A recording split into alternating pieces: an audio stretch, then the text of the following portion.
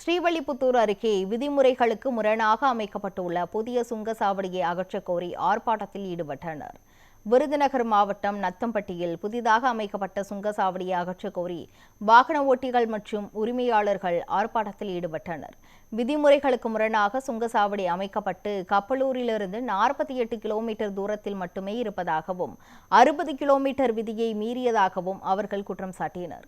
சாலை பணிகள் முழுமையாக நிறைவடையாமல் கட்டணம் வசூலிப்பதை நிறுத்த வேண்டும் என்றும் வலியுறுத்தினர்.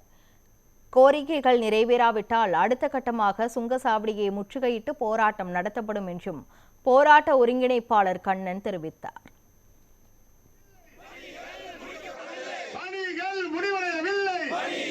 டோல்கேட் அமைத்திருக்கிறார்கள். ஏற்கனவே திருமங்கலம் டு நத்தம்பட்டியில் உள்ள டோல்கேட் முறைகேடுக்கு முரணாக இந்த டோல்கேட் அமைக்கப்பட்டுள்ளது. ஏற்கனவே 4 பாலங்கள் கட்டாமலும் கல்லுப்பட்டில் உள்ள மின்கோபுரம் அகற்றாமலும் விதிமுறைக்கு முரணாக அமைத்துள்ளது.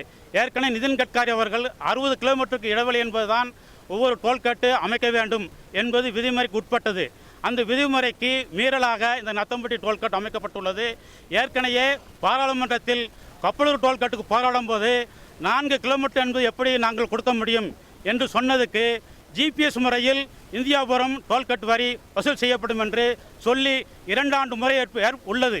ஏற்கனவே ஒவ்வொரு கிராமங்களிலும் உள்ள 4 கிலோமீட்டர் 3 கிலோமீட்டர் தான் இந்த தேசிய நெடுஞ்சாலை 4 வழிச்சாலையை அமைக்கிறது. அதன் அடிப்படையில் அந்த திட்டத்தை இந்த ஒன்றிய அரசு அமல்படுத்த வேண்டும் என்று இந்த போராட்டத்தின் வாயிலாக கேட்டுக்கொள்கிறோம்.